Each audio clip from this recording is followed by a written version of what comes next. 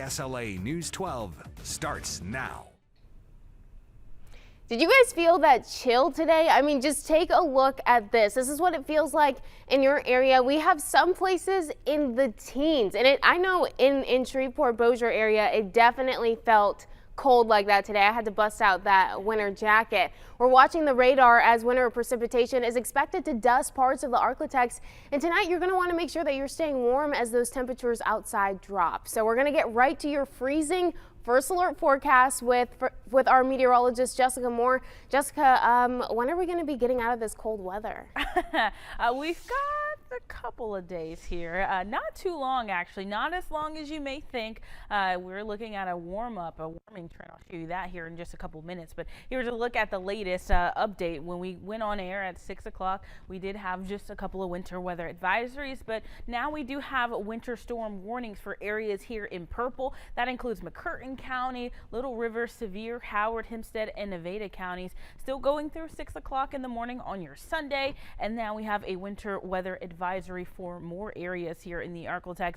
It does include Claiborne Parish, but also Columbia County in Arkansas, Miller, Lafayette, Cass, stretching down over towards Titus and Morris, as well as Bowie and Red River County. So in these areas where we do have the warning, could see up to 3 inches accumulate, as well as some freezing rain out there. That will make for some slick spots. Already seen reports of slick roads over in McCurtain County, and as we continue to see some of the wintry precip fall still going to be possible in the areas with the advisory, could see maybe 1 to 2 inches. Here's a look at satellite and radar.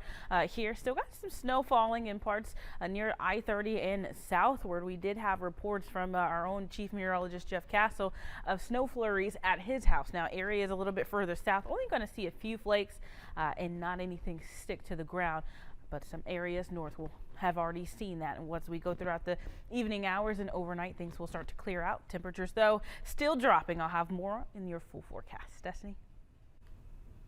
Thanks, Jessica, and make sure that you download our KSLA News 12 weather app. It's where you'll find the most up-to-date weather information from Jessica and the rest of our First Alert weather team.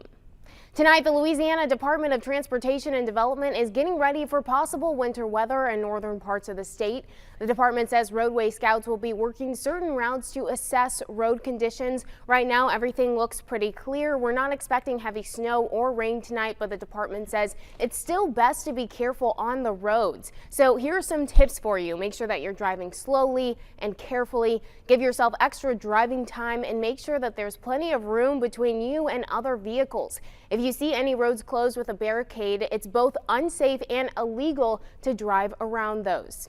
For those of you in Ashdown, Arkansas, you guys saw quite a bit of snow today. You can see that it's coming down really hard. It's pretty windy out there as well. And while we're not expecting much snow here in the ArkLaTex, North Alabama was hit with colder temperatures, heavy snow, and travel issues. Now, in light of this, 2 organizations in Shreveport are coming together for a donation drive just in case we do have a winter storm like we saw last year. KSLA News 12's Jade Myers was there for the moments those boxes were being put together. A winter weather donation drive. We're collecting the things that we realized that we were in a great need of last year. By the Shreveport Volunteer Network and Reform Shreveport. We were a part of a history-making event, and if it happens again, we're going to be ready. Ready for a winter storm just in case it happens. When it's time to distribute, we're going to be in charge of knowing where things need to go. Last year, Reform Shreveport actually made the only map that existed to let people report that they still didn't have water. Beans, corn. Volunteers filled boxes with canned goods and clothes. To see everybody come together to help their neighbor and to love your neighbor is just, it's not describable. An indescribable feeling no matter the age. It makes me feel helpful and it makes me feel good because it helps other people.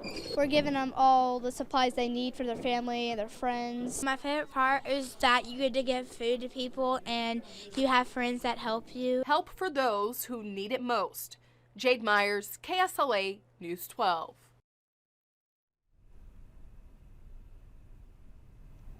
Now again, make sure that you guys are watching out on those roads as we have the winter weather that could be coming through here.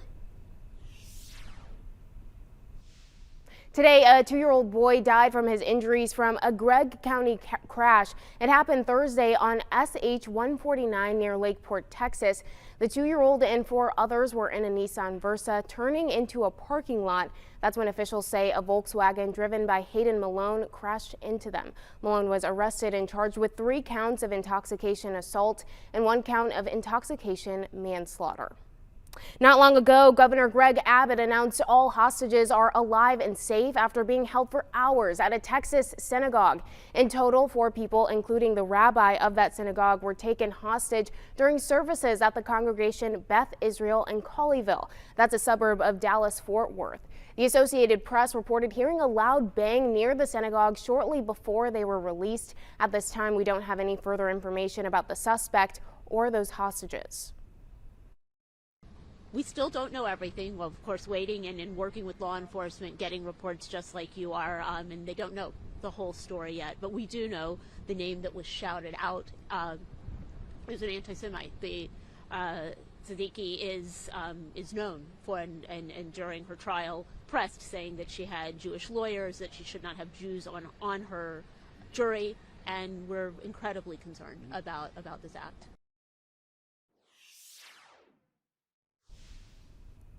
CVS and Walgreens are shutting some pharmacies on weekends due to COVID and staffing issues. Walgreens says the majority of its stores will stay open and operate with normal business hours, and CVS says only a fraction of their stores will temporarily close. Starting today, insurers must cover the cost of at-home COVID tests. The process requires you to pay up front and then request a reimbursement afterwards. Blue Cross Blue Shield says you should follow the tips that you see here on your screen, like choosing an FDA-approved test or buying from a pharmacy. This will help the process move quicker and more smoothly, and you can find that full list on their website. At the end of the day today, 2022 open enrollment closes for what's popularly known as Obamacare, or the Affordable Care Act. That goes for 33 states that use the federal exchange, along with a handful of others that have their own marketplaces. As of January 8th, more than 14 million people had signed up for coverage through these exchanges, and it's a record number for the now 9-year-old program. Now, if you like to place bets on your favorite sports teams, you now have another option in the ArkLaTex. Friday, Fanduel Sportsbook opened in Shreveport at Samstown. It's the first to open in the city, and it features live betting windows and multiple video displays along with seating for guests. It's been a long time in the making. It's the first in the market that actually has a lounge where you can make a bet and sit back, relax, enjoy the game, grab a cold beer, grab some good stadium food, and enjoy. Sports betting previously opened at Boomtown, Margaritaville, and Horseshoe casinos. Now, we're just a few days away from the deadline for Shreveport's Guaranteed Income Program. If you get picked, your family would be one of 110 families to get $660 a month for a year. Now, there are some requirements to apply. You have to be a single Shreveport parent to a school-aged child and make 120% of the federal poverty level. I talked to the Shreveport Mayor, Adrian Perkins, earlier this week about this program. In the first hour, we had 100 people apply to this program. As of yesterday, we had over 12,000 people apply for this program. That shows you the need here in this community, unfortunately, and it shows you the interest in this community as well for people to participate. There's a lot of financial suffering that's still going on. You know, the pandemic's not over, and families are signing up because they need these additional dollars. Again, you have this weekend and all day Monday to apply.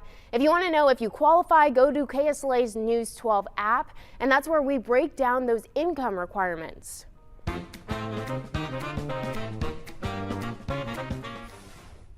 The crew of Sobek rolled in with the first parade of carnival season in Shreveport today.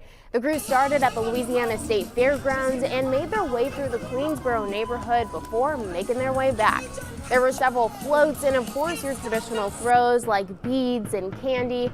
KSLA News 12 spoke with some parade goers about how it feels for carnival season to be back again. I'm feeling great, excited, look cold, happy to be here. Started my Woodland Nights. Woo! But we out here having fun with our family and enjoying it. The cruise theme for this carnival season is Down on the Bayou.